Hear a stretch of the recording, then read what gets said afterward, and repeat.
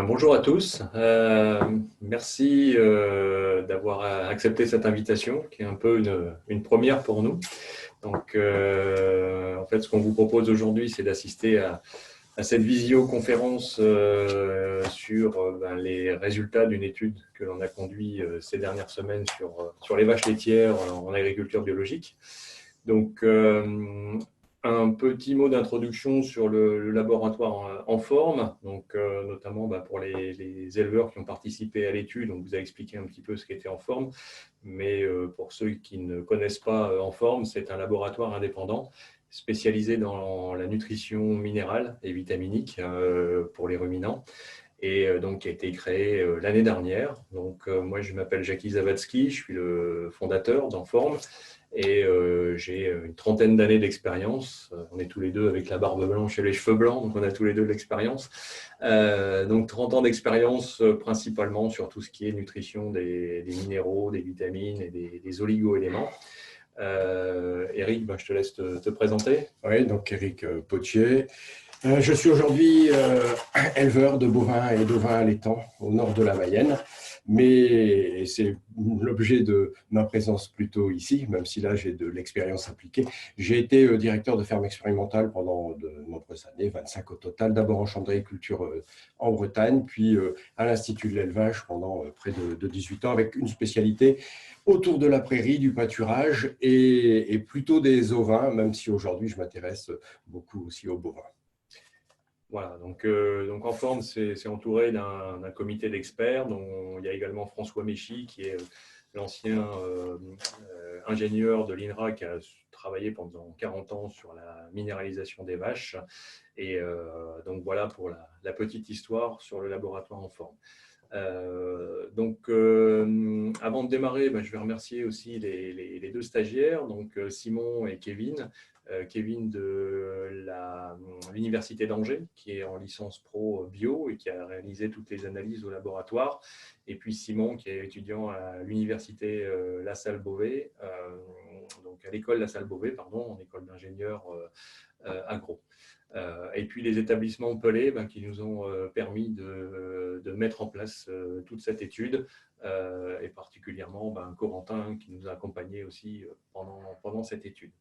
Donc, on va vous parler de minéralisation des vaches laitières en élevage bio et des résultats de cette étude et en ration estivale. Donc, Eric, je vais te passer la parole, notamment pour que tu puisses évoquer ce qu'est la ration estivale. Donc, je vais repartir un petit peu en arrière, voilà, le temps de se caler. Donc, je te laisse. Donc, oui, pour cette étude, donc, on est passé chez un certain nombre d'éleveurs du nord au sud des pays de la Loire et un petit peu dans l'Indre. Et nous avons donc... je refais une petite marche arrière. Excusez-moi. Je ne sais pas si sur vos écrans, c'est la bonne chose qui s'affiche. Nous, en l'occurrence, on a un petit souci. Bon, donc on s'est intéressé à vos pratiques d'alimentation là actuellement. Donc, ce que Jackie appelle les rations de début d'été. Et bien évidemment, comme vous pouvez vous en douter, la place accordée à l'herbe est relativement importante. Sur le petit graphique, là, vous avez l'amplitude de l'utilisation de la part d'herbe et du pâturage plutôt dans l'alimentation. On a quand même un nombre assez important d'éleveurs pour lesquels l'herbe constitue l'essentiel de la ration. Et on a quand même aussi une certaine diversité, puisque vous voyez qu'on est chez certains, au plus bas, on va être sur des apports de la ration herbe pâturée de l'ordre de 20-30%. Donc, ceci, je précise bien, c'est une photographie. Je pense qu'il faut bien l'avoir à l'esprit. C'est une photographie qui intègre les conditions pédoclimatiques de l'année, qui sont bien sûr, et vous vous en doutez, et vous le savez très bien, un peu spécifiques. Le deuxième point important dans les pratiques observées, c'est qu'on a quand même essentiellement des éleveurs qui attachant beaucoup d'importance à la prairie et au pâturage, pratique un pâturage, on va dire, le plus efficace possible, avec la mise en place de pâturage tournant. Parfois, on peut aller jusqu'au pâturage tournant dynamique, mais le plus souvent, on est sur un pâturage tournant classique. Voilà. Et puis, alors j'avoue que pour moi, c'est un peu petit. Sur le dernier, la dernière, le dernier petit graphique, là, je vais m'approcher. Vous m'excusez, juste revoir ça. Oui, donc sur le pourcentage d'herbe dans la ration, on l'a vu, mais je l'ai dit déjà, hein, sur le pourcentage de pâturage, bon, on voit quand même que, on va dire 50% des éleveurs, pour 50% des éleveurs, le pâturage constitue le mode essentiel d'alimentation de la vache laitière. Et puis, d'un autre côté, on a des parts de pâturage qui vont aller en diminuant, certainement parce que le chargement, parce que les conditions pédoclimatiques ne permettent pas de faire mieux. Ce qu'il faut retenir, donc, 3 points. L'herbe constitue l'essentiel de l'alimentation dans les troupeaux que nous avons suivis. Le pâturage est le mode principal quand même d'alimentation pour au moins la moitié des éleveurs. Et le troisième point, c'est qu'on est sur des éleveurs plutôt techniques avec la pratique d'un pâturage tournant.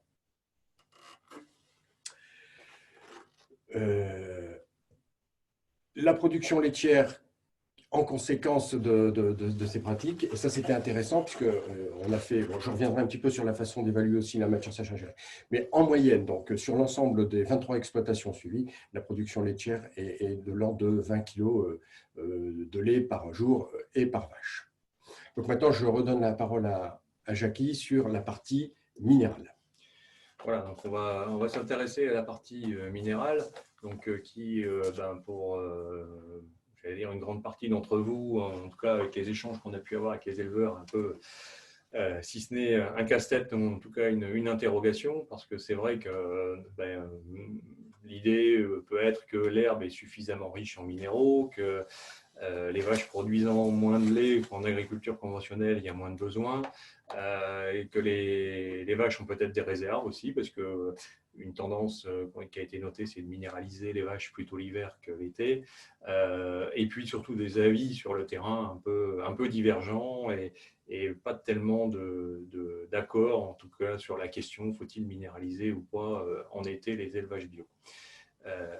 Donc, dans la présentation, on l'a découpé en 3 parties. On va vous faire un petit rappel sur les minéraux au sens large.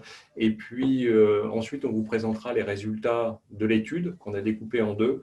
Donc, une partie plus précisément sur le pâturage en particulier, que penser des valeurs minérales du pâturage. Et puis, l'autre deuxième partie des résultats de l'étude portera sur les rations en tant que telles.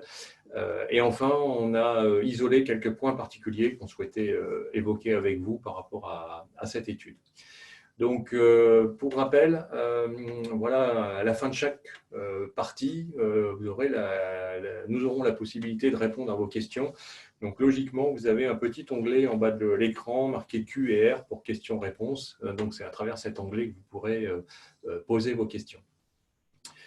Donc, quand on parle minéral, en fait, on parle de 2 grandes familles de minéraux.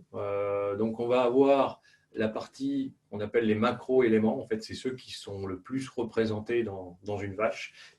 Si on pouvait analyser complètement une vache, c'est ces éléments-là qu'on retrouvait le plus. Donc, c'est des mots qui vous sont familiers, hein, calcium, phosphore, magnésium, sodium.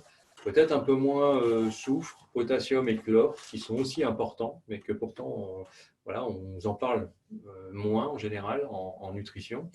La deuxième partie, les deuxièmes catégories de minéraux, ce sont les oligo-éléments, donc le cuivre, le zinc, le manganèse, le sélénium ou l'iode.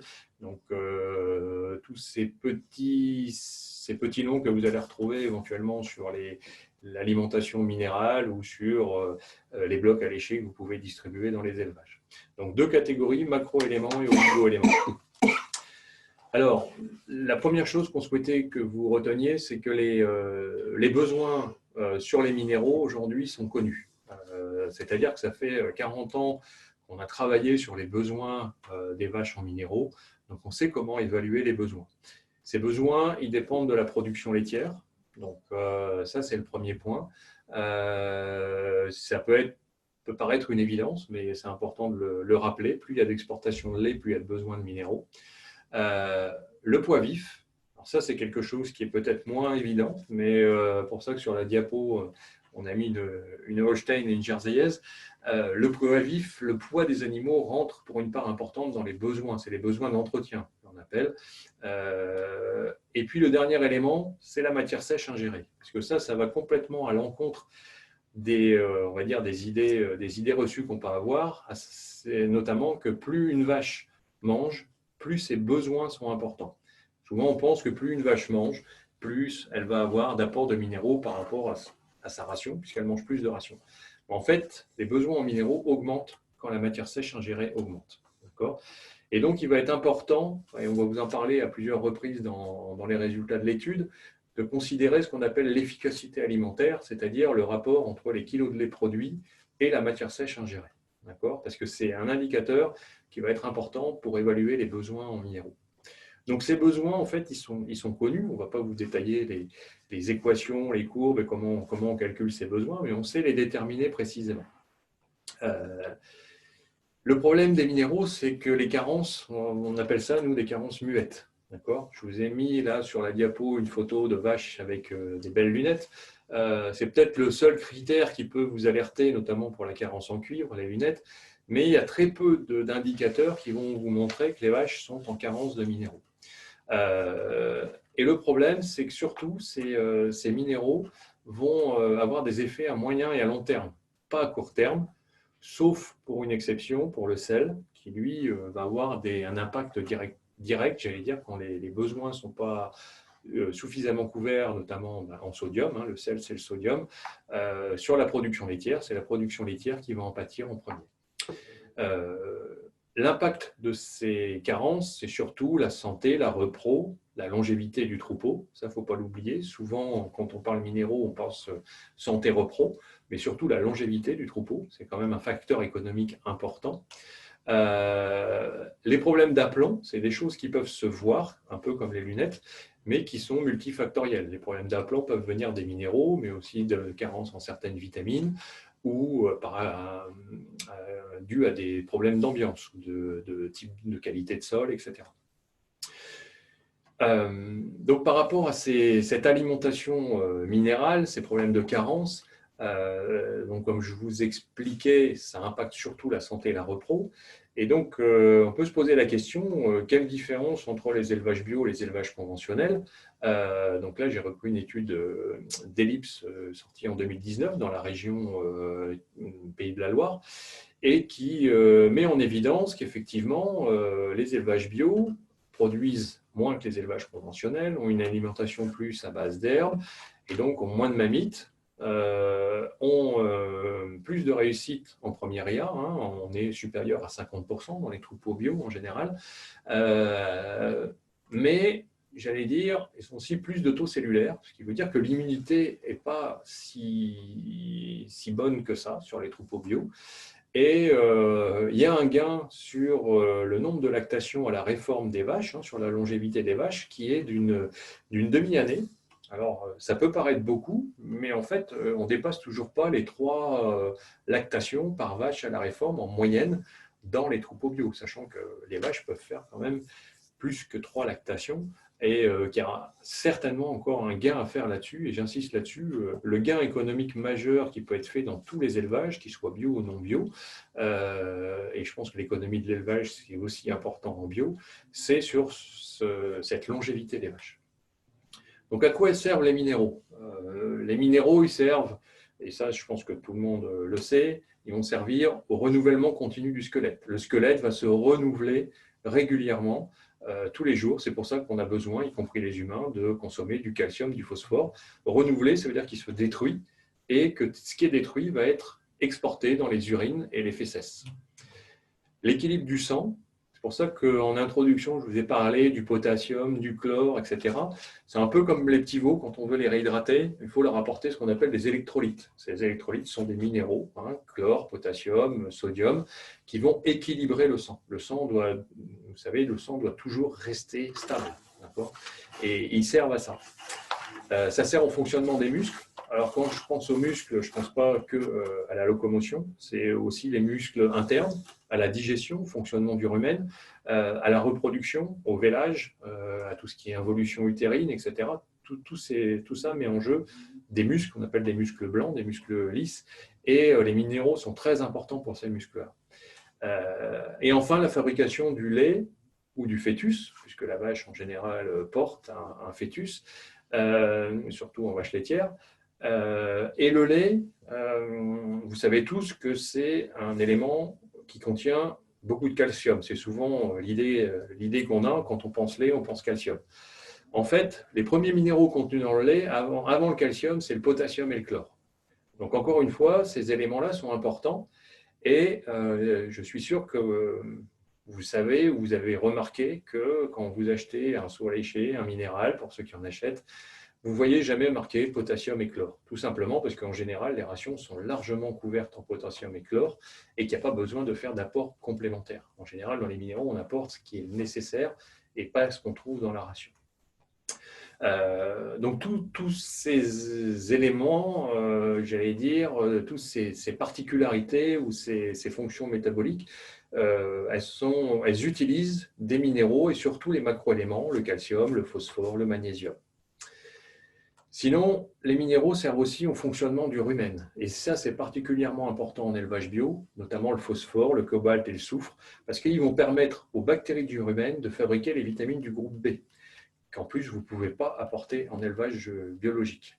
Ça sert à la fabrication des hormones, donc les hormones de production laitière, les hormones de la reproduction, et à l'immunité. Et là, on va s'intéresser beaucoup plus à tout ce qui est oligoéléments, le cuivre, le zinc, le sélénium. Donc voilà, je vous ai résumé un petit peu ce qu'était, c'est un challenge en 10 minutes, de vous résumer pourquoi les minéraux étaient importants et à quoi servaient ces minéraux. Et donc, bon, on est prêt à accueillir un petit peu vos questions, donc n'hésitez pas à poser vos questions. Ça a peut-être été un petit peu vite dans la présentation. Mais je vois qu'il y a une première question là qui s'affiche. Donc, je vais peut-être y laisser répondre, Eric, à ce moment-là. Voilà. Est-ce que les vaches s'adaptent finalement aux besoins? Est-ce qu'elles s'adaptent par rapport aux minéraux qu'elles peuvent trouver? Comment ça fonctionne? Ce qu'on vient de voir rapidement, mais clairement, c'est que la question minérale n'est pas une question nécessairement simple compte tenu de la multiplicité des éléments minéraux qui interviennent dans le bon fonctionnement de l'animal entre les macros et les oligos. Alors, est-ce que la vache va s'adapter à ses besoins oui et non. C'est-à-dire que on l'a vu, ça, on le voit très bien, peut-être que vous en faites l'expérience, mais sur des animaux certainement qui vont être un peu en carence, en carence minérale, allez savoir lesquels, ça, personnellement, je ne pense pas qu'on ait de référence, mais les animaux vont essayer de trouver des ressources sur lesquelles ils vont pouvoir retrouver des minéraux. C'est notamment, il y a le léchage entre les animaux pour le sel, mais ils vont aussi aller s'intéresser aux écorces. Il y avait, je ne vais pas faire mon vieux avec mes cheveux blancs, mais il y avait une étude d'INRA il y a très très longtemps qui avait très bien montré ça, que les vaches s'attaquaient largement aux arbres lorsqu'elles étaient en sous-nutrition minérale. Alors, je pense que pour certains minéraux, elles en ont la capacité, elles vont pouvoir s'adapter, pour d'autres non. Après, est-ce que leur performance animale, elles vont, je vais dire, les mettre un peu en stand-by par rapport à ce besoin? Oui, bien évidemment, dans la mesure où ces éléments minéraux vont être importants dans un bon fonctionnement physiologique, il est clair que la vache, entre guillemets, alors est-ce que c'est une adaptation? C'est pas vraiment une adaptation, mais disons que c'est une conséquence aussi à une carence pourront derrière, ces carences pourront avoir des conséquences sur la performance de la vache, que ce soit de reproduction ou de valorisation de sa ration. On l'a vu aussi, pour le bon fonctionnement ruminal, il y a des minéraux qui sont essentiels. C'est vrai que l'indicateur auquel on pense souvent, c'est le sel, le sodium, parce que on sait que les vaches, là, pour le coup, s'adaptent dans leur consommation. C'est-à-dire que si on leur met à disposition, elles vont consommer ce dont elles ont besoin. Et c'est vrai que, on le verra tout à l'heure, cette notion d'apport en sodium, elle est importante, surtout sur la période estivale, parce que les besoins sont supérieurs. Et en fait, l'indicateur que tu évoquais tout à l'heure, de léchage des murs aussi, léchage des animaux, c'est un indicateur important. Après, l'adaptation à l'assimilation, par exemple, du calcium, on sait que les vaches sont capables d'améliorer un peu leur assimilation du calcium quand elles n'en ont pas assez dans leur ration, par exemple, mais ça reste limitées et à un moment donné, elles ne peuvent pas faire plus que ce qu'il y a dans la ration quelque part. Donc, voilà. Donc, s'il n'y a pas d'autres questions sur cette première partie qui était plus générale, je pense qu'il y en aura peut-être plus sur les résultats. Donc, on va passer à la suite et notamment, je vais te laisser la parole, Eric, sur la notion des résultats spécifiques sur les pâtures, ce qu'on a pu observer sur les pâtures. Oui, faisant écho donc au fait que la prairie et le pâturage contribuent pour une grande part à l'alimentation de nos vaches, on va revenir sur quelques points importants sur cette pâture. Donc, nous avons fait, comme vous le savez, des prélèvements sur les prairies qui étaient en cours ou qui allaient être pâturées. Ces prélèvements-là, on les a complétés aussi de prélèvements sur le lait et l'eau, et on vous donnera quelques éléments. Au total, on a réalisé 75 analyses pour uniquement ce qui était pâture et éventuellement les fourrages, lorsque, bien sûr, il y avait une complémentation haute pour ceux chez qui le pâturage n'était pas l'essentiel de la ration. Et puis, bien sûr, on disposait d'un ensemble d'informations qui étaient importants à avoir pour comprendre les choses sur l'élevage et notamment ses performances. Alors, je reviens sur un tout petit point, l'évaluation de la matière sèche ingérée, puisque, comme l'a dit Jackie, c'est un élément important par rapport à cette question des apports en minéraux. Donc, pour évaluer la matière sèche ingérée dans chacun des troupeaux, on a utilisé donc, un logiciel qui a été mis au point il y a pas très longtemps, qui s'appelle Herbvalo. En fait, c'est un logiciel qui est mis au point pour évaluer la production des prairies, mais qui passe par une évaluation de la matière sèche ingérée. C'est un outil assez pointu, et l'intérêt, c'est qu'il intègre des paramètres comme la qualité du couvert végétal, le temps de séjour, la hauteur de l'herbe, donc des paramètres pour lesquels, depuis quand même quelques années, on dispose de magnifiques courbes disant que pour telle hauteur d'herbe, on a telle ingestion, pour tel type de couvert, on a telle ingestion. Donc, avec cet outil-là, on était en capacité d'évaluer l'ingestion d'une vache au pâturage, ce qui était jusque dans un passé récent pas facile du tout sur une exploitation. C'est pour ça que Simon a réalisé les photos, les mesures, etc., qui ne sont pas des mesures forcément habituelles, hein, la hauteur d'herbe, la photo du couvert végétal, etc., pour pouvoir estimer cette matière sèche ingérée. Alors, sur un premier graphique par rapport à cette matière sèche ingérée, ce qu'on appelle une première régression, donc qui situe la matière sèche ingérée telle qu'elle est évaluée par l'outil, de la matière sèche ingérée telle que vous l'avez, à dire d'experts, fournie. Donc, il y a une information très, très générique qu'on peut retenir, c'est que l'évaluation est relative. Enfin, il y a une très bonne cohérence entre l'estimé et le calculer. Et en moyenne, on est presque à 20 kg, c'est le chiffre qu'on avait annoncé tout à l'heure, là, 20 kg de matière sèche par le calculé, et en moyenne, vous éleveurs, 20 kg de matière sèche exprimée. Bien évidemment, derrière cette moyenne, il y a une petite diversité avec quand même, pour quelques points, mais pas beaucoup finalement, des matières sèches ingérées qui sont un peu sous-estimées par rapport à ce que la vache est en capacité de prélever et tel que vous le percevez.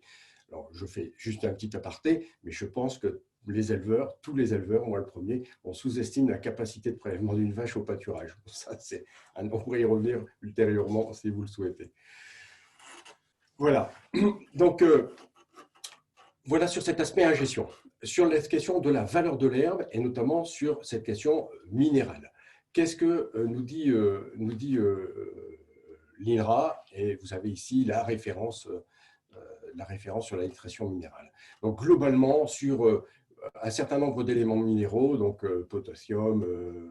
potasse, magnésium, soufre, les teneurs de l'herbe sont relativement suffisantes. Donc, par contre, sur le phosphore et le calcium, on a quand même une relative variabilité. Mais j'y reviendrai tout à l'heure. Pour l'instant, c'est juste fixer quelques éléments comme ça. Donc, phosphore-calcium, c'est variable. Tantôt suffisant, tantôt pas. Sur le magnésium, le zinc, le cuivre, par contre, c'est constant. La prairie, l'herbe essentiellement pâturée, l'herbe ne couvre pas les besoins de l'animal. On est toujours en déficit. Je dis pâturée, mais c'est vrai aussi pour l'herbe fauchée et stockée. Et puis, pour le sodium, l'iode, le cobalt et le sélénium, on est tout le temps en situation de déficit, voire de situation très déficitaire. Je veux dire, pour le sodium, ce n'est pas, je pense, une découverte pour chacun d'entre vous, mais au moins, ça fixe très, très bien les choses. Donc, on a 44 catégories, suffisant, variables, donc voir, et puis 2 catégories de déficitaires à très déficitaires qu'il faut nécessairement envisager de couvrir. Alors, quels sont les facteurs de variation, puisqu'il y a variabilité? Alors, les facteurs de variation sur une prairie, il y en a un certain nombre. Alors, on ne va peut-être pas les citer, en tout cas, on ne va pas rentrer dans le détail, parce que ça nous prendra un petit peu de temps, mais le premier facteur de variation, ça va être le stade de végétation, compte tenu de la structure des végétaux. Hein, donc, limbe, gaine pour les graminées, feuilles et tiges pour les luzernes, avec des concentrations respectives en phosphore et calcium qui ne seront pas nécessairement les mêmes dans les 2 éléments. Donc, vous comprenez bien que si la végétation avance avec une part de gaine qui augmente, on n'aura pas nécessairement on n'aura pas la même composition que si on a une végétation avec beaucoup plus de feuilles. Premier point. Les autres paramètres, donc ça c'est le paramètre propre au végétal, à sa croissance et à son cycle de développement. Ensuite, on a des éléments propres au sol, notamment le facteur pH qui peut intervenir et qui derrière va agir dans la biodisponibilité de certains des éléments minéraux présents dans le sol. Là aussi, je pense que vous connaissez déjà quelques aspects de cela. La fertilisation, bien évidemment, notamment la fertilisation phosphopotassique, avec des fois même des petites questions autour de la potasse. L'humidité, bon là je dirais que c'est un facteur indirect, enfin indirect. Ben, c'est un facteur sur lequel on ne va pas nécessairement pouvoir beaucoup intervenir, puisque c'est ce qu'on attend du ciel, mais ça va bien. Quand je dis indirect, c'est que ça va intervenir notamment sur la croissance du végétal, son évolution et voire même l'apparition de certains stades de végétation. Le type de sol, bien évidemment, et donc de sa richesse. Un élément bien connu, même si quasiment tous les sols sont assez dépourvus en sélénium, on sait que sur certains sols très granitiques du centre de la France, il y a eu des études là-dessus qui l'ont montré, on est très carencé en sélénium, plus qu'ailleurs. Alors, autre point important et peut-être le plus important et qu'on aurait peut-être pu mettre juste après ce stade de végétation, c'est le mode de conservation des fourrages qui va intervenir. On va voir par certains phénomènes de brassage du fourrage, surtout lorsqu'on passe par des foins, de temps de présence au sol, notamment s'il pleut. On va avoir des phénomènes qui peuvent se traduire par des pertes d'éléments minéraux. C'est un peu moins vrai pour l'ensilage, voire même un peu inverse dans le cas du calcium pour l'ensilage, mais dû en fait à un temps de présence relativement court sur le sol et le fait que c'est un fourrage qui est peu manipulé puisqu'en vert. Voilà. Donc, ce que je disais, hein, le rapport feuilles, tiges, limbe, gaine sont déterminants dans la qualité minérale de nos fourrages récoltés. Petit exemple, donc, ici pour ce que l'on a vu. Donc, vous avez un petit tableau dans lequel figurent les éléments évalués sur vos prairies, avec la moyenne INRA et puis en dessous...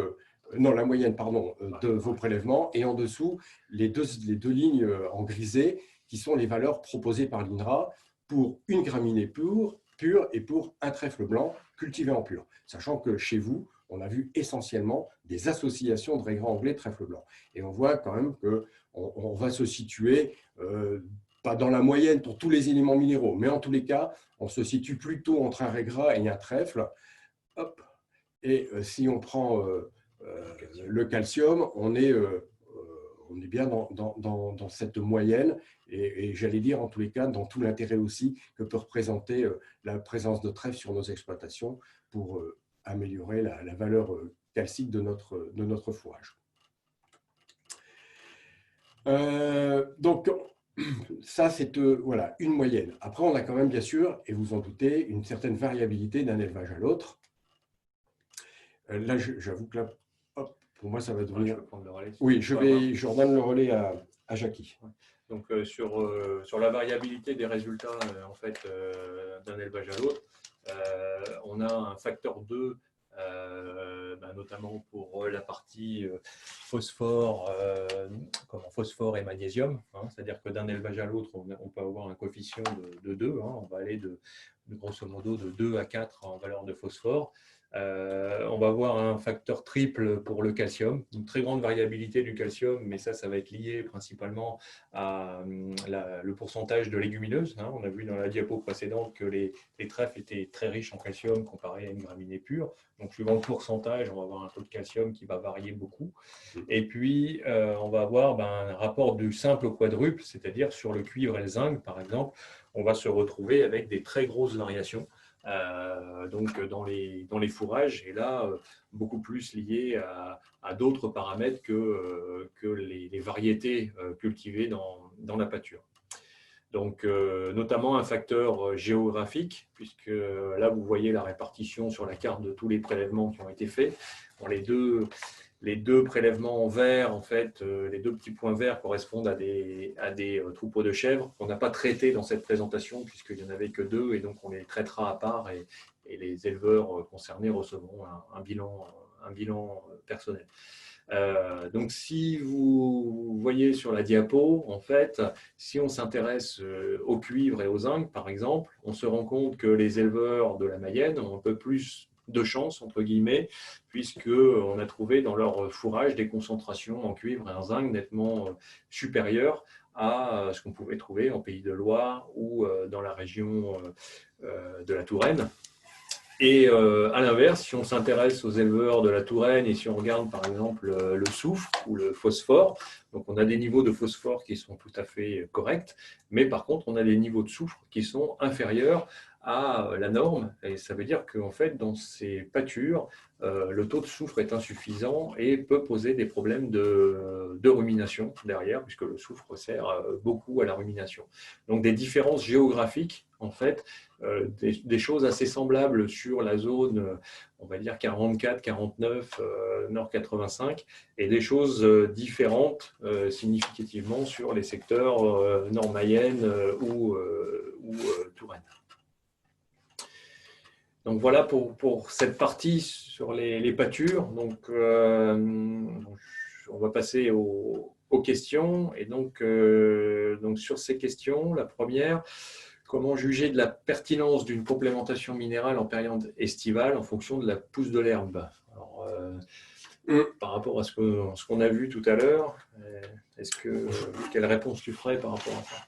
Oui, ouais. Donc c'est en fonction de la pousse de l'herbe, et c'est donc derrière en fonction des quantités disponibles pour la vache.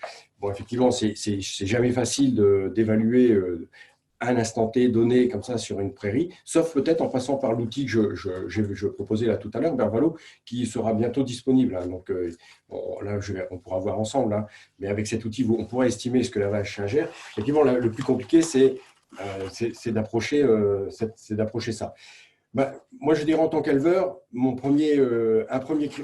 nécessairement, je mets en place des pierres à lécher. Déjà, on a parlé tout à l'heure, est-ce que la vache s'adapte, ça pas? Oui, elle va se réguler, elle se régule. Donc, le fait qu'elle puisse disposer de pierres à lécher, par exemple, plus riche en sodium, en fonction de ce qu'elle va pouvoir consommer, elle va aller plus ou moins consommer et lécher cette pierre à lécher. En plus, c'est qu'en période estivale, j'en profite aussi pour le dire, que la question de la présence de sel est quand même à ne pas négliger, et elle est encore bien plus importante que sur d'autres périodes. Alors ça, c'est le premier point. Alors, deuxième point, sur cette question, enfin, sur la pousse de l'herbe. Je pense qu'il ne faut pas avoir un raisonnement qui soit non plus sur une trop courte période et un pas de temps trop court. La question de la complémentation minérale, certes, quotidiennement, elle est importante, mais il faut quand même être un petit peu plus large que ça, je dirais 15 jours, 3 semaines. Donc, lorsqu'on a de la pousse, alors attention, on est d'accord, on parle bien, celui qui a posé la question, il y a une pousse d'herbe. S'il n'y en a pas, ça c'est autre chose. Mais s'il y a une pousse d'herbe, même si elle est un petit peu ralentie, les pratiques de pâturage qu'on va mettre en place, normalement, elles font de sorte que la vache va disposer de suffisamment d'herbe pour couvrir ses parties, ses besoins énergétiques et protéiques. Donc, on peut quand même penser qu'elle couvrira pour partie ses besoins en minéraux pour certains. j'en profite aussi pour dire, tout à l'heure, je ne l'ai pas dit, mais il faut savoir que la richesse en minéraux sur la prairie est meilleure sur les cycles 3, 4, 5 que sur les premiers cycles. On a un petit peu plus de richesse. Enfin, moi, voilà, là, comment j'aborderai cette question. Ouais, mais Jackie… Je pense que la question est aussi, peut être une transition avec ce qu'on va présenter après, parce que en fait, la complémentation, elle est liée à la ration, à la pousse de l'herbe. Donc, j'imagine la question était relative à qu'est-ce qui, voilà, s'il y a beaucoup d'herbe, est-ce qu'on a besoin de complémenter ou pas, hein, pour faire simple. Mais elle est liée aussi aux besoins des animaux. Et on ne peut pas parler de minéralisation si on ne tient pas compte des besoins des animaux. Et c'est la deuxième partie que je vais vous présenter qui va peut-être vous éclairer là-dessus. Et une deuxième question, il nous reste 1 ou 2 minutes. Est-ce que l'on a une perte sur les autres modes de conservation d'ensilage? Tu as répondu un peu. Oui, je peux compléter. Oui, j'ai déjà dit tout à l'heure. Bon, je vois autre mode au pluriel, conservation d'ensilage. J'imagine, je prolongerai d'enrubanage. Bon, l'enrubanage, c'est une conservation par voie sèche. Donc, on va complètement se rapprocher sur les conséquences du foin. Pour l'ensilage, je l'ai dit tout à l'heure, non, on a des pertes, mais sur les minéraux, on a plutôt une concentration. Par contre, on a des pertes, et notamment sur la potasse, parce qu'il y a les jus d'ensilage. Alors, ça va dépendre bien sûr de la façon dont il est fait et à quel stade de matière sèche il est fait, mais globalement quand même, sur un ensilage d'herbe classique, on aura des pertes essentiellement par lixiviation, lessivage et par perte de jus d'ensilage. Mais c'est principalement sur la potasse. Je pense que sur des produits un peu particuliers comme les légumineuses, enfin, la luzerne, le trèfle, le sainfoin, c'est les pertes de feuilles qu'il faut surveiller, parce que c'est là où, y compris à la distribution de ce type de produit, on peut avoir une perte très significative déjà de valeur nutritionnelle, hein, parce que dans les feuilles, il n'y a pas que les minéraux, mais surtout de minéraux, quoi. Ouais. L'itinéraire technique pour la réalisation, pour la récolte de l'herbe est essentiel dans la réussite qualitative de son fourrage. Et on parle toujours de l'énergie et de la protéine, mais c'est vrai aussi pour la question des minéraux. Ok, donc on va passer à la deuxième partie des résultats, qui est le résultat qui concerne plus donc les rations. Et notamment, est-ce que les rations, telles qu'on les analysait dans l'étude, sans tenir compte des apports éventuels de minéraux, puisque certains d'entre vous apportaient des minéraux, mais la ration en tant que telle, qui peut être parfois 100% en pâturage ou des rations beaucoup plus élaborées avec, comme on l'a vu tout à l'heure, un pourcentage d'herbe beaucoup plus faible, de l'ordre de 20 à 30%. Est-ce que finalement, ces rations, elles sont déficitaires ou pas par rapport au niveau de production que vous avez aujourd'hui en élevage bio et par rapport aux matières sèches ingérées? Donc pour ça, c'est important de revenir sur l'échantillon d'élevage que l'on a et voir un petit peu comment il se répartit. Donc déjà, au niveau de la production laitière, on avait, on va dire, la moitié des élevages qui se situaient autour de 20 litres, hein, et en moyenne autour de 20 litres, mais avec un certain nombre d'élevages qui sont en deçà, donc qui sont autour plutôt de 15 litres de moyenne, 15 kilos, et des élevages qui sont beaucoup plus productifs, qui vont se situer certains jusqu'à 25 litres. Ce qui est intéressant de constater, c'est que même dans un échantillonnage comme ça de 23 élevages, au final, on arrive à avoir quand même aussi à montrer que plus on monte en niveau de production, plus on a tendance à diminuer le pourcentage de l'herbe, parce qu'on va aller chercher à complémenter, alors soit avec du métail, soit avec d'autres fourrages, hein, de toute façon, l'alimentation. Et donc, on voit que plus la production laitière augmente, on élevage bio, on a une tendance quand même à avoir une part d'herbe qui diminue. Et qui dit une part d'herbe qui diminue, dit aussi le rajout dans la ration d'autres éléments qui ne vont pas forcément avoir les mêmes caractéristiques que l'herbe. C'est-à-dire que si on a vu tout à l'heure que l'herbe pouvait couvrir les besoins en potassium, manganèse, chlore, soufre, etc., ce n'est pas forcément le cas des autres ingrédients qu'on va rajouter dans la ration.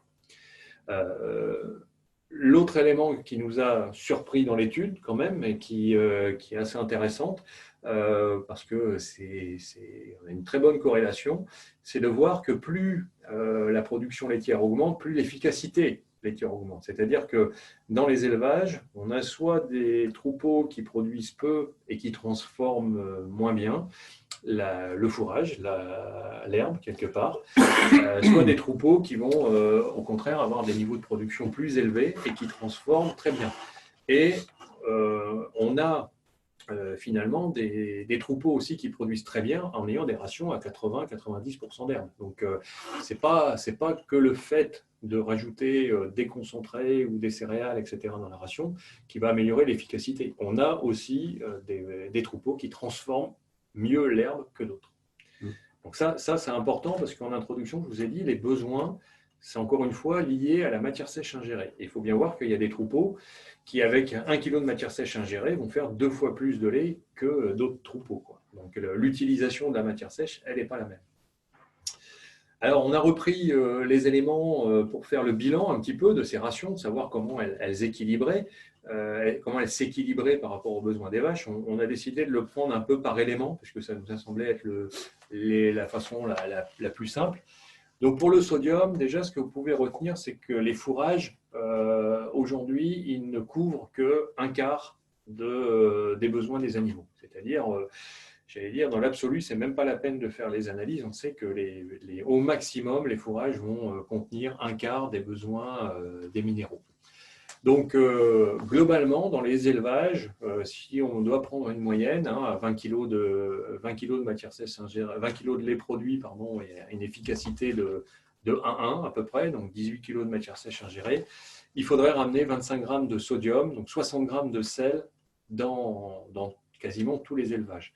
Ce qui n'est pas fait dans tous les élevages aujourd'hui, certains le font, certains ont des apports de l'ordre de 40 grammes plus un bloc, mais le message qui est important, c'est que le bloc de sel n'est pas suffisant. Une vache n'est pas capable de lécher 60 grammes de sel sur un bloc. Au maximum, elle va lécher 15-20 grammes. Et là, je vous invite à faire le calcul tout simple. Vous prenez les factures de blocs de sel, parce que la majorité d'entre vous en achètent, vous divisez par le nombre de vaches à l'année, vous allez voir par jour ce qu'elles sont capables de consommer, et vous allez tomber entre 15 et 20 grammes, 25 grammes pour les plus importants. Et l'autre élément qu'Éric a indiqué tout à l'heure, c'est que ça, c'est en période normale, mais dès que la température dépasse 25 degrés, il faudrait rajouter 20 grammes de sel de plus dans la ration. Donc finalement, ce qu'elles consomment en bloc juste pour couvrir leurs besoins supplémentaires quand il fait chaud. Et si vous voyez des vaches se lécher comme sur la photo, ou encore une fois, si vous voyez vos bâtiments être léchés, dites-vous bien qu'il manque de sel. Et le sel, c'est l'élément peut-être le moins cher des minéraux, et c'est l'élément qui va vous apporter de la production laitière, et surtout qui va permettre aux vaches de se sentir bien, parce que le bien-être animal, ça passe aussi par éviter des carences sur les animaux. Alors, attention, il y a un élevage qu'on a vu qui utilisait près de 70 grammes de sel, 170 grammes de sel par jour par vache, c'est beaucoup trop. Donc, il ne faut pas non plus en apporter de trop sur les vaches. C'est une quantité trop importante. Maintenant, dans les rations, pour les mêmes éléments qu'on a vus sur l'herbe tout à l'heure, le fer, le potassium, le chlore, le soufre, le manganèse, pas de surprise. Les quantités dans les rations sont suffisantes dans tous les élevages. Le seul bémol qu'on peut apporter, c'est que certaines rations étaient très riches en fer. Et ça, c'est un peu problématique parce que le fer va empêcher la vache d'assimiler le cuivre et le zinc présents dans la ration.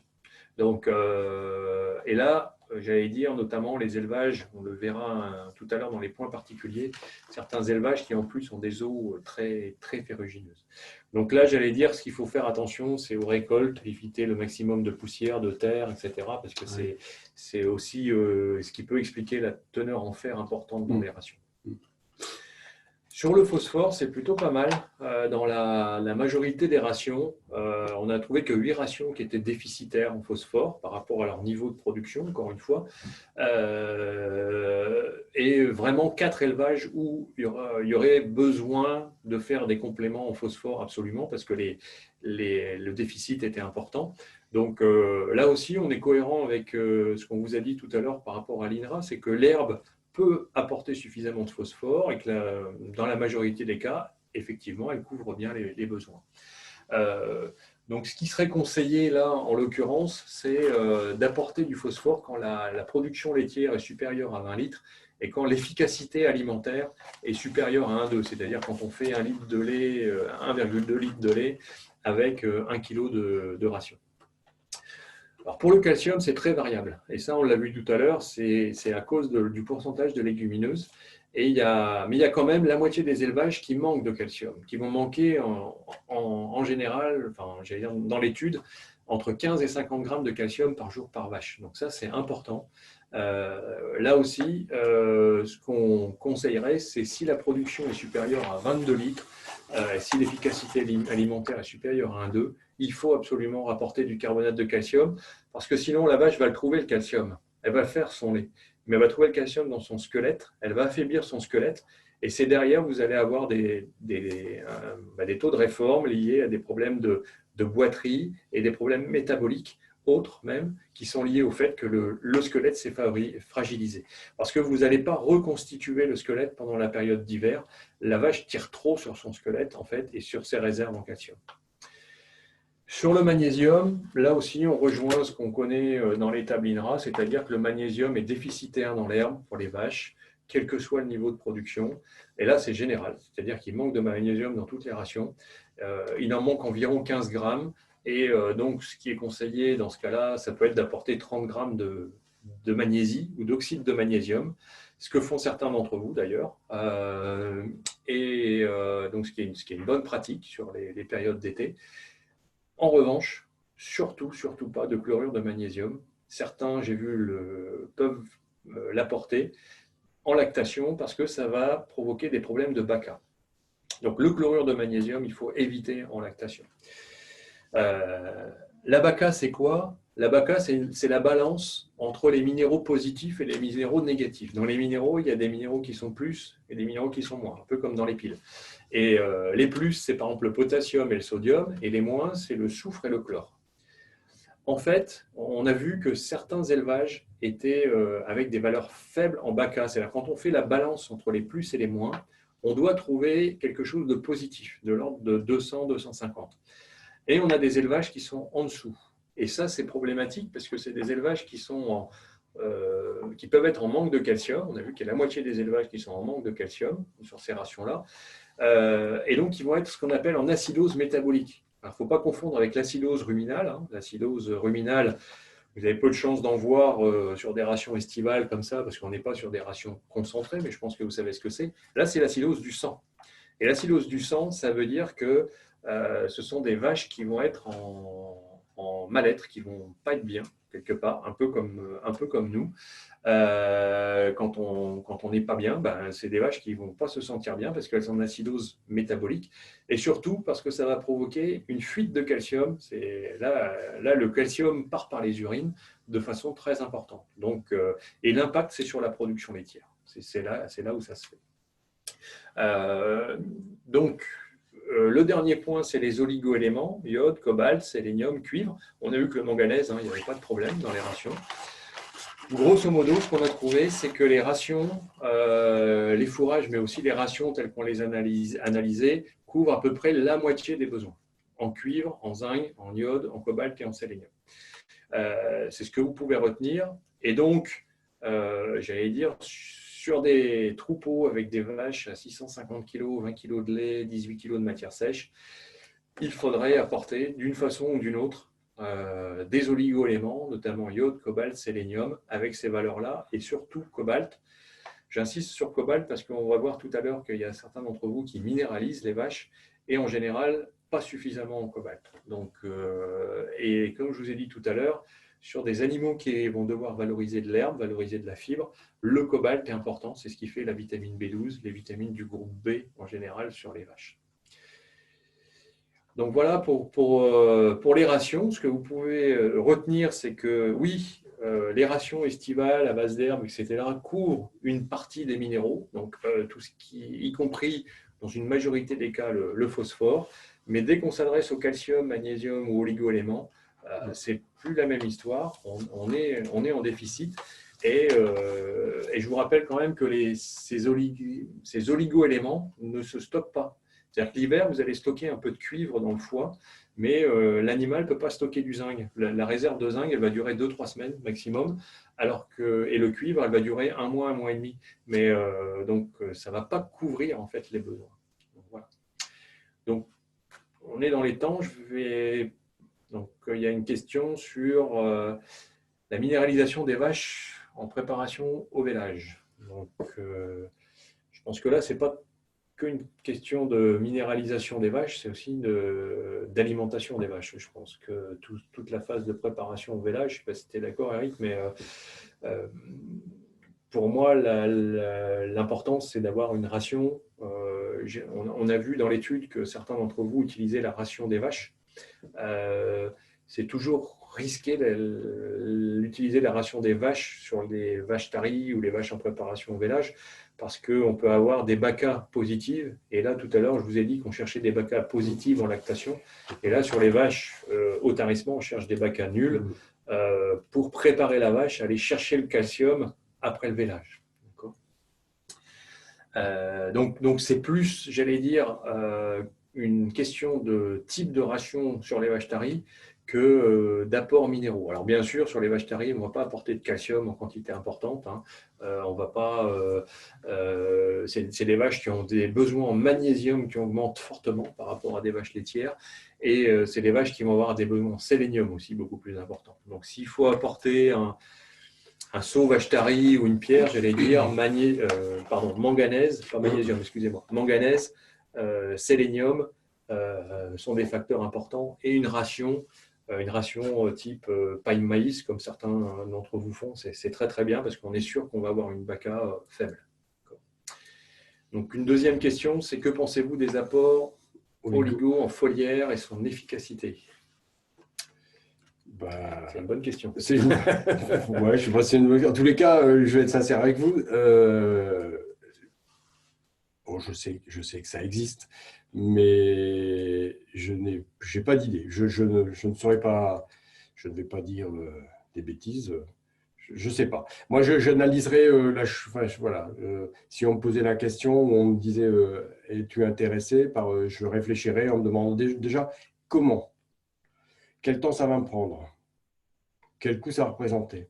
Et puis, une petite question aussi autour du maintien de ces oligos en foliaire. Combien de temps ça va rester en surface des feuilles, sous l'effet de la pluie, sous l'effet combiné du soleil, bon, même si c'est des minéraux, ça ne reste pas des vitamines. Le piétinement aussi, avec les pas de vache. Est-ce que derrière, on n'a pas ces choses qui vont plutôt retourner au sol qu'être ingérées par la vache? Mais voilà, à part une réflexion autour de ça, bon, c'est peut-être efficace, mais je ne sais pas. Alors, je ne sais pas si dans l'étude, certains d'entre vous le pratiquent. On n'a pas posé la question, d'ailleurs, dans le questionnaire.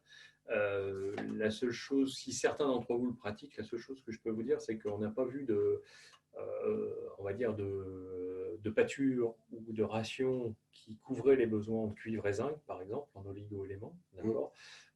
On a vu des fourrages qui étaient très riches en manganèse.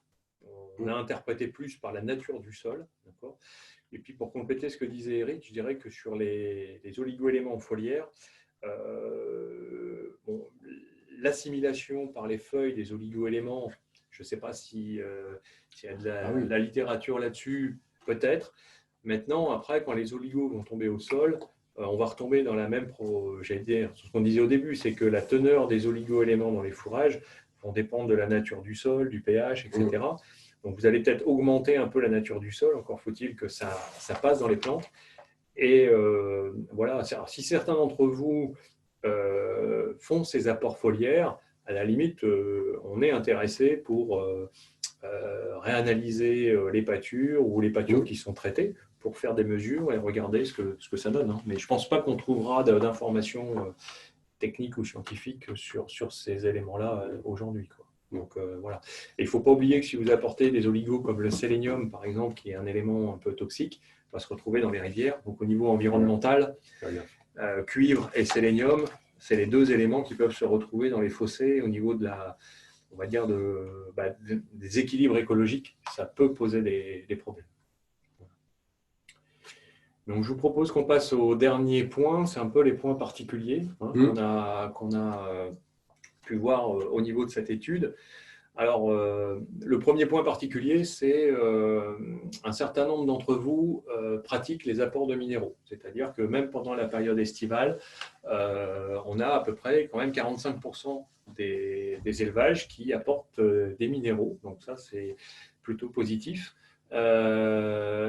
Notamment de l'ordre de 100 grammes par vache par jour, c'est la moyenne. Alors, il y a certains qui en apportent moins, j'en parlerai tout à l'heure. Et on peut noter que ces éleveurs-là ont une efficacité alimentaire qui est supérieure à la moyenne. Donc sans doute une sensibilisation à, j'allais dire, à l'intérêt d'apporter des minéraux dans les rations des vaches. Le bémol que l'on apporterait à ça, c'est que l'apport de magnésium, même avec ces minéraux, reste insuffisant.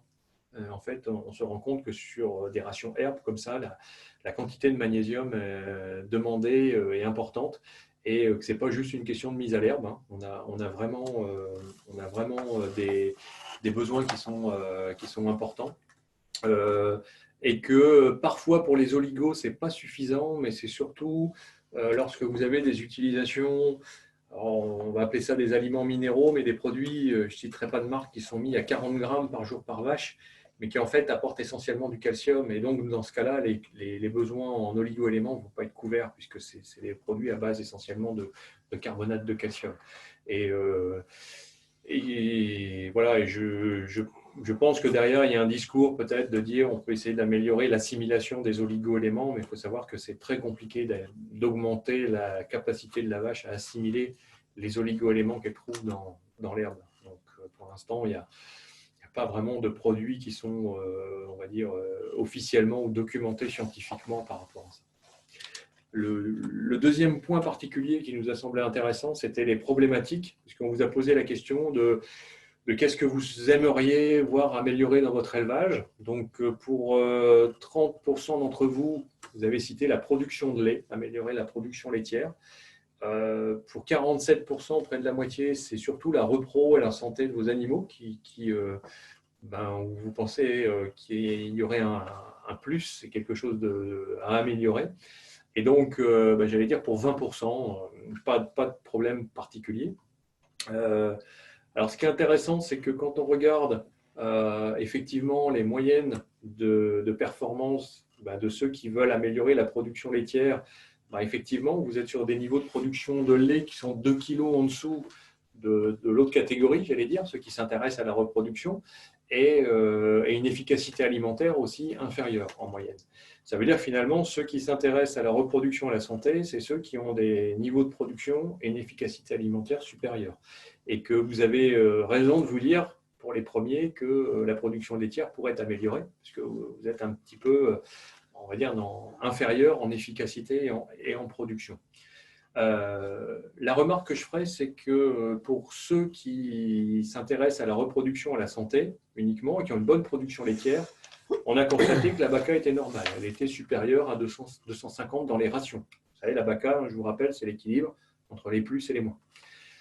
En revanche, pour tous ceux qui s'intéressent, qui souhaiteraient améliorer la production laitière, ce qu'on a constaté, c'est que la BACA était faible. Elle était de l'ordre de 150 en moyenne, voire très faible dans certaines rations.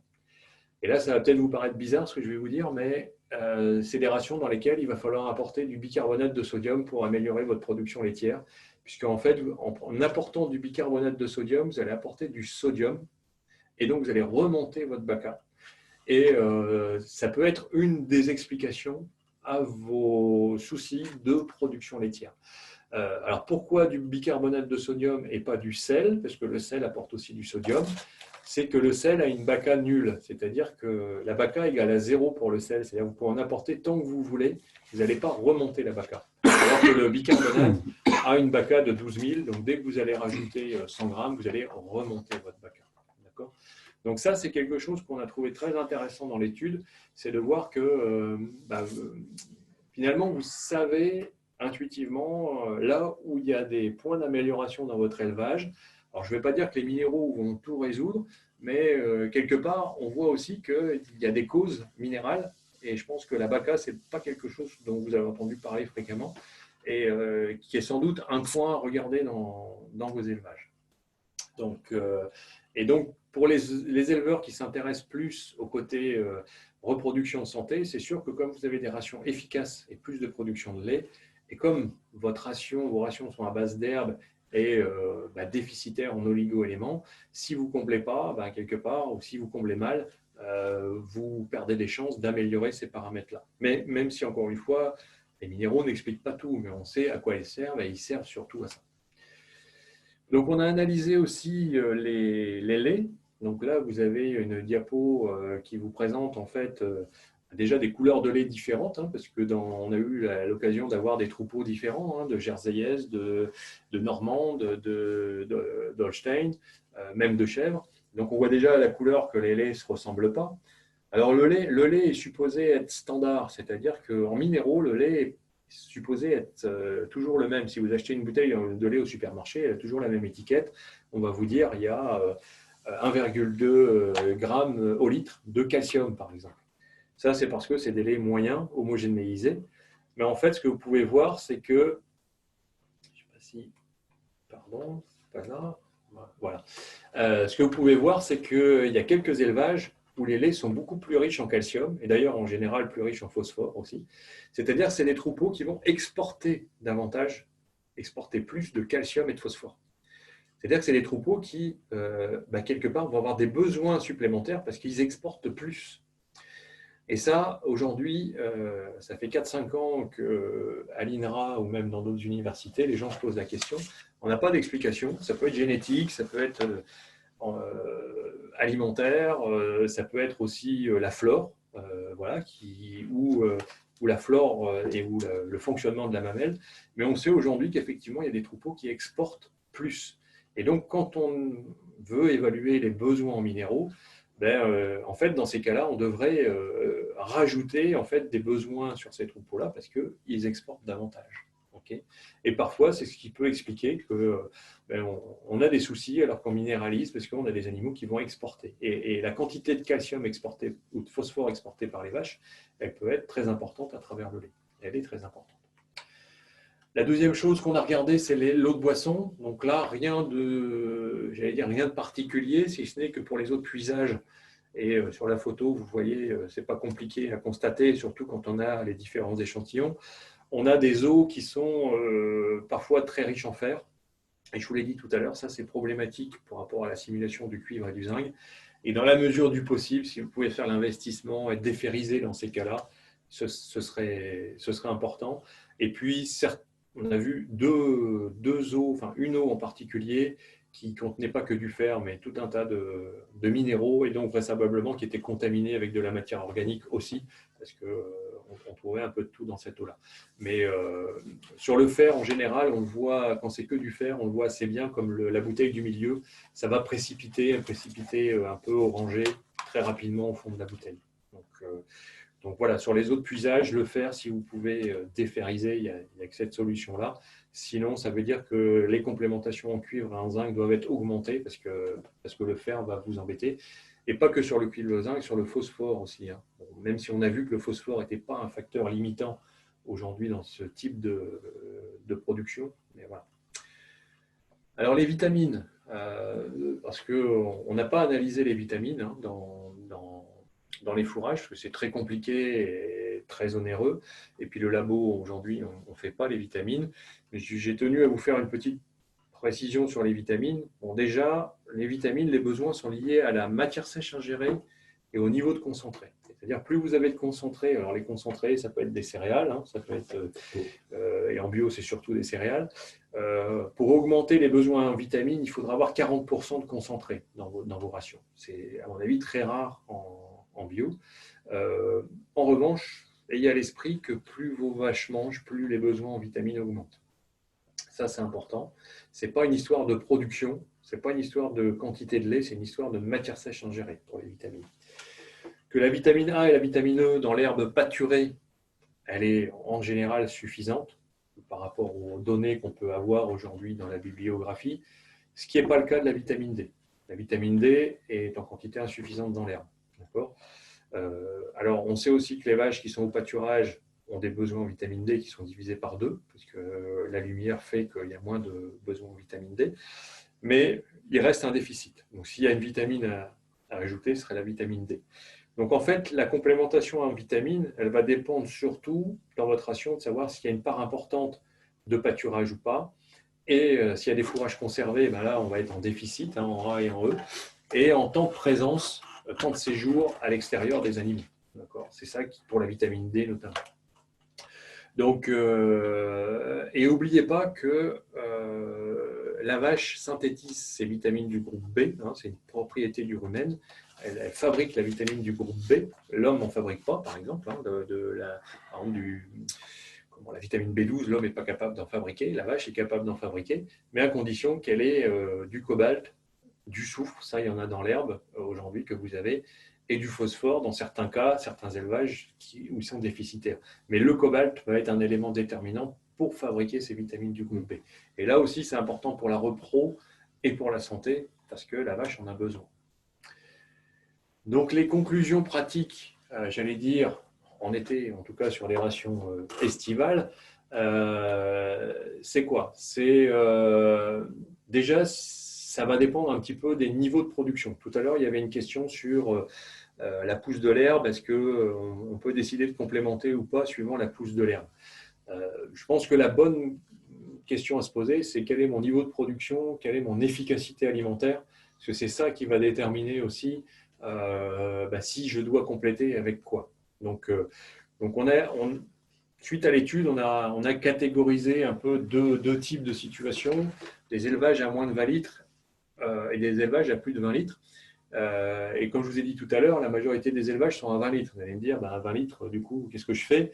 Là, c'est un peu l'efficacité alimentaire qui va faire la différence. Si vous avez une efficacité alimentaire faible ou forte, on ne va pas vous faire les mêmes recommandations.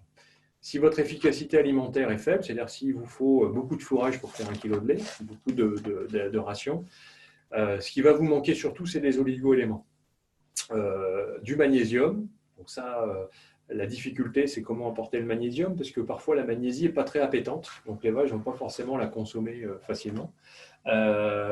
Et puis du sel. Donc, et là, ce que je vous conseillerais, c'est de mettre des blocs, mais les blocs doivent être un indicateur. C'est surtout de rajouter du sel dans la ration, 50 grammes de sel dans la ration, 70 grammes dans la ration. Le bloc doit être là juste pour vous dire, il n'y en a pas assez, il faut que je monte. D'accord ? Parce qu'un bloc, ça coûte plus cher que du sel. Donc, et les vaches sur le sel, elles se régulent. Et j'ai des éleveurs qui m'ont dit, un éleveur qui m'a dit, je ne mets plus de sel à volonté parce qu'elles en mangent de trop. Mais si elles en mangent, c'est qu'elles en ont besoin. Elles ne vont pas en surconsommer, elles vont manger ce qu'elles ont besoin. En fait. D'accord ?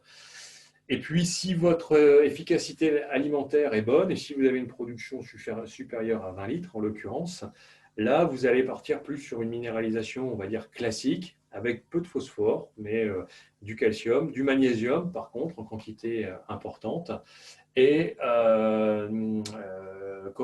toujours du sel dans la ration. Je pense que c'est important. Et votre quantité de minéral, vous allez la doser surtout par rapport à votre niveau de production laitière. C'est-à-dire, vous pouvez avoir entre 100 jusqu'à 200 grammes, dans certains cas, de minéral. Voilà. Ensuite, j'arrive. Alors, oui, et puis, je vous ai parlé beaucoup de BACA. La difficulté, c'est que si on n'a pas l'analyse de la ration en minéraux, on n'a pas la BACA. Elle ne s'invente pas, la BACA, il faut la mesurer. En revanche, si vous pensez que vous manquez d'efficacité dans votre ration, ça vaut le coup de tester, dans ce cas-là, vu les résultats qu'on a vus, ça vaut le coup de tester l'apport de bicarbonate de sodium parce que ce n'est pas un élément très coûteux et ça va répondre. C'est-à-dire que si vous voyez une réponse assez rapide dans la semaine ou les 2 semaines qui viennent sur la production laitière, c'est probablement que votre BACA était faible. D'accord ? Donc, soit vous faites les analyses, on est là pour ça, mais vous pouvez aussi tester le bicarbonate en apport dans la ration qui va vous permettre de visualiser si vous avez un problème de BACA.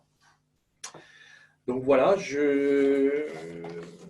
voilà pour les conclusions. Alors, la dernière diapo, c'est je voulais vous signaler que pour les éleveurs qui ont participé à cette étude, il y aura un document général qui sera remis Et donc, vous aurez des graphes et un numéro qui vous sera attribué qui vous permettra de voir où vous vous situez. Par exemple, tout à l'heure, je vous ai montré des résultats sur le lait. Vous verrez si vos vaches exportent plus que d'autres du calcium, vous serez capable de vous repérer. Et puis, l'autre conclusion que je peux faire, c'est la question du bilan sur les rations hivernales. Je pense qu'il serait intéressant de faire des analyses sur les rations hivernales. On vous a posé la question de savoir quelles étaient vos rations hivernales. Et on a vu que pour la moitié d'entre vous, vous allez introduire du maïs ou de la betterave, qui, il faut le savoir, sont deux éléments pauvres en minéraux comparativement à l'herbe. Et pour l'autre moitié, vous allez rester sur des rations à base d'herbe majoritaire, mais conservées. Et on a vu tout à l'heure que, et vous avez posé la question d'ailleurs, que cette herbe conservée, finalement, elle peut perdre en valeur minérale. Donc, à mon avis, il est important de corriger ça et de corriger ça de façon la plus juste possible. Ça ne sert à rien de gaspiller du phosphore si vous êtes sur des rations majoritairement herbe, par exemple. Il y a des notions aussi environnementales derrière. Ce n'est pas la peine de faire des rejets en oligo-éléments de façon excessive. L'autre point qui est important qu'il faut retenir, c'est que vos vaches ne vont pas forcément avoir la capacité de refaire des réserves suffisantes pour toute la période estivale. Donc, il faut aussi oublier cette notion-là. Il vaut mieux bien minéraliser, mieux minéraliser en hiver et continuer et complémenter en été. Peut-être équilibrer les deux minéralisations. Peut-être que vous en faites dans certains cas trop en hiver et pas assez en été. En tout cas, les vaches ont plus de chances j'allais dire, de faire plus de lactation, ont plus de chances d'avoir moins de soucis en termes de santé et une meilleure reproduction derrière. Donc voilà, donc alors l'autre point, c'est que s'il y a des questions auxquelles on n'a pas pu répondre parce qu'on voulait respecter un timing, elles seront notées, mais je vois qu'il y en a une qui s'affiche là. Alors, a-t-on une différence d'assimilation des minéraux si l'origine est organique ou issue ou minérale? Alors pour les vaches, j'imagine là. Donc, alors je vais faire un début de réponse, puis je te laisserai répondre. Alors, déjà, j'allais dire, ça dépend de quoi on parle. Dans les minéraux, il y a les macroéléments, le calcium, le phosphore, et il y a les oligo-éléments. Quand on parle de minéraux organiques, souvent on s'adresse à la partie oligo-éléments. Il existe des minéraux organiques comme le calcium organique, mais qui, franchement, par rapport à l'augmentation d'assimilation et le coût que ça représente, ne présentent pas d'intérêt. Il vaut mieux apporter du carbonate de calcium, ça fonctionne bien et c'est relativement assimilable et ça ne coûte pas cher. Sur les oligo-éléments, j'allais dire, il y a du sélénium organique aujourd'hui, ça existe, qui est autorisé en bio, qui permet notamment à l'animal de faire des réserves, qui va être transféré au fœtus, qui va être transféré aussi au lait. Donc, si vous utilisez le lait pour les veaux, le lait entier pour les veaux, ça sera tout bénéfique pour le veau.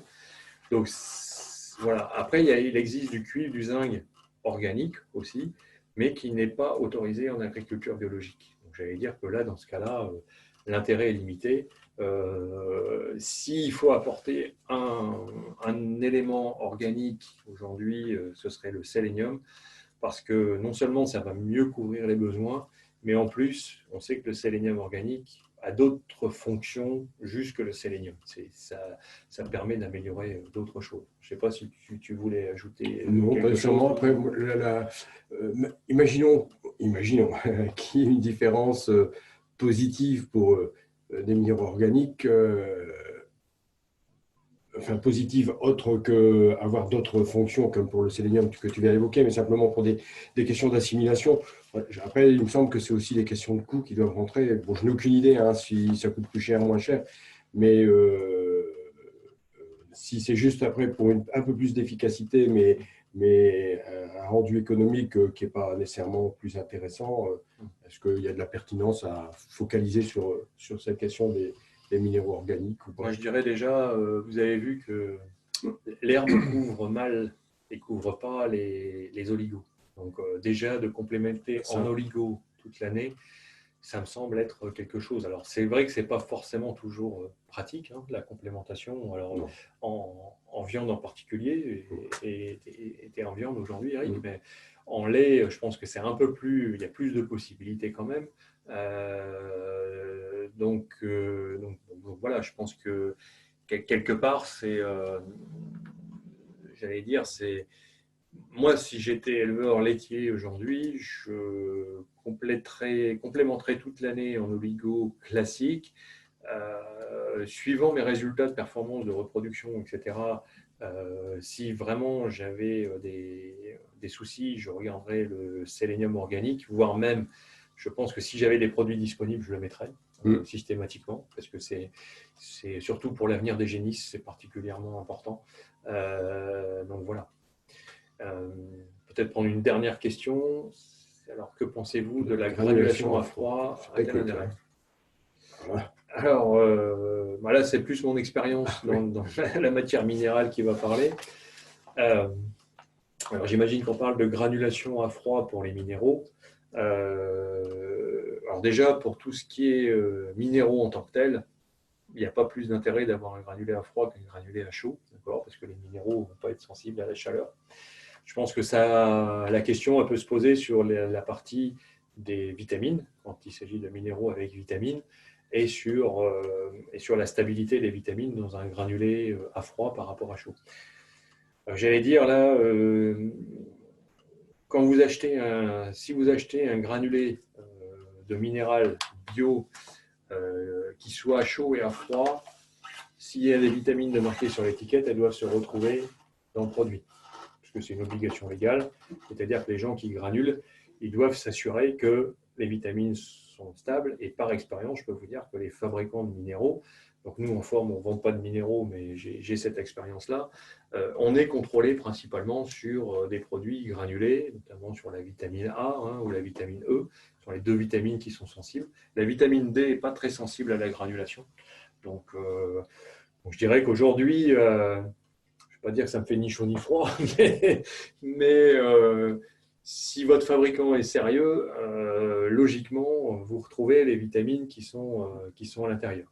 La question pourrait peut-être se poser sur la durée de conservation. Peut-être qu'on aura une durée de conservation un peu plus longue sur de la granulation à froid que de la granulation à chaud. Mais encore une fois, si la DLUO est marquée sur les sacs, et donc si la DLUO vous convient, voilà. En tout cas, pour moi aujourd'hui, voilà. Après, l'autre intérêt, et là, j'allais dire, je ne peux pas vous répondre, c'est si dans vos minéraux, vous avez d'autres produits, des extraits de plantes ou des choses comme ça, où là, effectivement, la granulation à froid peut avoir un intérêt, parce que si vous voulez conserver des polyphénols, par exemple, on sait aujourd'hui qu'on peut, au lieu d'apporter de la vitamine E, on peut apporter des extraits de pépins de raisin, qui, de mémoire, sont autorisés en bio. Il faudrait vérifier ça, mais je pense qu'ils sont autorisés en bio. Et les extraits de pépins de raisin sont très intéressants, un peu comme le sélénium organique. Et là, en revanche, il vaut mieux une granulation à froid qu'une granulation à chaud, parce que les polyphénols vont être plus sensibles que les vitamines. Les vitamines sont surtout sensibles d'abord à la lumière et après à la chaleur. Donc, si vous avez des minéraux avec des vitamines, toujours refermer le sac, d'accord.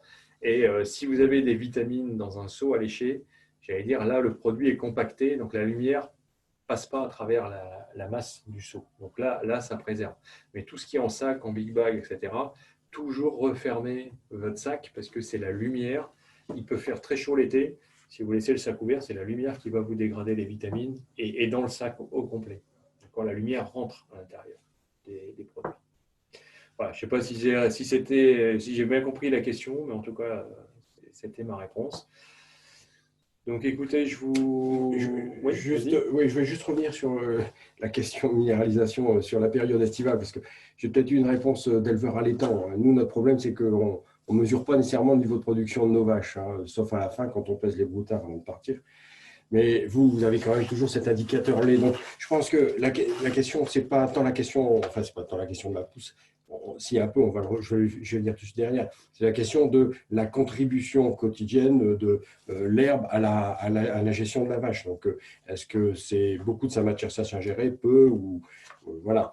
Donc, on a vu quand même que même en période relativement sèche cette année, on avait quand même des systèmes où l'herbe pâturée contribuait de façon importante à la gestion de la vache. Donc, pour revenir à cette question, donc c'est sur la question de la pousse. C'est pas tant donc la pousse, c'est qu'est-ce qu'elle ingère comme l'herbe et à combien elle participe à la ration. Par contre, par rapport à la question de la pousse, mais je l'ai dit, mais peut-être un petit peu rapidement, je voulais le préciser là, c'est que la teneur minérale de la prairie va aller en s'améliorant dans les cycles, dans les cycles qui se suivent. Tout simplement parce que, là aussi, vous le savez bien, on va être avant tout sur des repousses feuillues que des repousses à tiges, donc nécessairement plus de feuilles, plus de limbes, donc plus de minéraux. Et puis, on a aussi, puisqu'on est tous quand même des grands utilisateurs de légumineuses, on va avoir aussi des taux de trèfle qui vont être plus importants sur nos repousses estivales qu'ils ne le sont sur nos premières pousses de printemps. Donc, cette combinaison de plus de légumineuses, plus de feuilles, plus de limbes, font qu'on a quand même normalement une contribution à la couverture minérale de nos animaux qui est un petit peu meilleure, si tant est que, bien sûr, cette prairie participe enfin, si tant est que ce soit une part non négligeable de l'ingéré de la vache quotidiennement, quoi, hein, et que ce ne soit pas qu'une petite complémentation de la journée. Donc, voilà. Je pense que ce critère de la pousse, là, il est complexe parce que, comme je vous ai dit tout à l'heure, la matière sèche ingérée, s'il y a beaucoup de pousses et qu'il y a beaucoup de matière sèche ingérée, certes, il y aura plus de lait, donc il y aura plus d'exportation et plus de consommation, mais plus de besoins aussi. Donc, c'est toujours un mix des deux. C'est pour ça qu'on a préféré une recommandation qui parle de la production laitière et de l'efficacité alimentaire, par exemple, comme indicateur pour vous dire s'il faut minéraliser plus ou moins ou avec plus d'éléments, que cet indicateur finalement de pouce qui est difficile à appréhender. Ouais. Et s'il faut évaluer quelque chose, je pense c'est vraiment la matière sèche ingérée. On a vu que dans un tiers des cas, vous n'aviez pas forcément une idée précise de la matière sèche ingérée. Je pense que ça, il faut quand même essayer de l'estimer et voilà, avec votre technicien, mais en tout cas, avec les niveaux de production, on a aussi des moyens pour estimer ça. Je pense que vos techniciens ont la capacité de faire ça. Et ça, c'est important. Oui, et on a quand même vu qu'en moyenne, de la population d'éleveurs enquêtés, l'estimation qui est faite par les éleveurs n'est pas mauvaise puisqu'elle est égale à l'estimation faite par un outil assez puissant en termes de paramétrage. Donc, je pense que vous êtes, tous les éleveurs, là, étaient quand même pas très loin d'une vérité. Quelques-uns avec des petits écarts, mais bon, peut-être qu'en discutant avec eux, on aurait peut-être précisé un petit peu les choses. Mais globalement, c'est plutôt bon, de mon point de vue. Et voilà. Puis le dernier point, c'est le poids de vos animaux. Si vous pouvez évaluer le poids de vos animaux, parce que des vaches à 630 kg en moyenne, surtout qu'on a de plus en plus de troupeaux mixtes quand même, on a vu, hein, les Normandes, Holstein, etc., voire certaines fois des Jerseyaises qui se mélangent. Le poids moyen de votre troupeau, quelque part, par vache, c'est aussi un indicateur, et un indicateur notamment pour le magnésium. Je ne l'ai peut-être pas assez dit, mais l'herbe est carencée en magnésium, et plus vos vaches sont lourdes, plus leur besoin en magnésium est important. Donc voilà, il faut aussi, j'allais dire, connaître son troupeau pour appréhender la minéralisation, quoi. Et voilà. Voilà, j'espère que ça vous aura intéressé. En tout cas, je voulais encore une fois vous remercier en tant qu'éleveur d'avoir participé à cette étude, de nous avoir accueillis dans vos élevages, d'avoir accepté de nous donner toutes ces informations. Encore une fois, on va s'attacher à vous transmettre dans les jours qui viennent un compte-rendu par rapport à ça, où vous pourrez retrouver un peu tous ces éléments, puis aussi pour ceux qui n'ont pas pu être là aujourd'hui. Et voilà, et pour certains d'entre vous, je pense que vous pourrez reprendre contact aussi avec votre technicien s'il y a des points particuliers que vous voulez préciser, voire même vous pouvez recontacter Simon. Pour ceux qui ont participé à l'étude, vous avez ses coordonnées, lui poser les questions, il nous les transmettra. Donc voilà, je vous remercie beaucoup. Je pense qu'on a respecté à peu près le timing qu'on avait décidé, hein. On avait dit autour d'une heure. On a répondu à vos questions à la fin, ce n'était pas prévu. Et je vous souhaite une bonne après-midi et puis peut-être à bientôt sur une autre visioconférence. Au revoir.